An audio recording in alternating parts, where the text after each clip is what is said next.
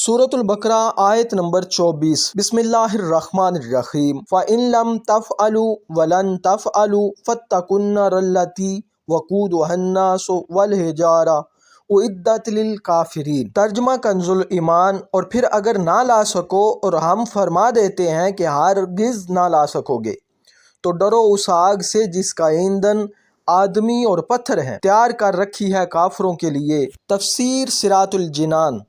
वक़ूदुहन्नासु वल-हिजारा, उसका ईंधन आदमी और पत्थर हैं। इस आयत में आदमी से, काफिर और पत्थर से वो बुत मुराद हैं जिन्हें कुफार पूजते हैं, और इनकी मोहब्बत में कुरान पाक और रसूल करीम सल्लल्लाहु तआला अलैहि वसल्लम का इनकार करते हैं।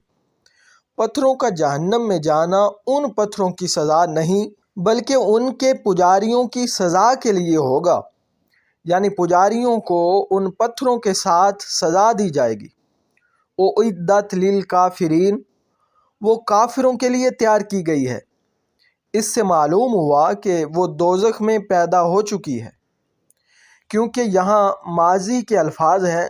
नीज़ काफिरों के लिए फरमाने में ये भी इशारा है कि मोमिनीन अल्लाह ताला के फजलो करम से जहन्नम में हमेशा दाखिले से महफूज रहेंगे, क्योंकि जहन्नम बतौर ख़ास काफिरों के लिए पैदा की गई है। मैं उम्मीद करता हूँ कि ये वीडियो आपको ज़रूर पसंद आई होगी। प्यारे नाजरीन, इस चैनल पर रोज़ाना तरतीब के साथ कुरान करीम की एक आयत, उसका तर्जमा और तफसीर बयान की जाती है।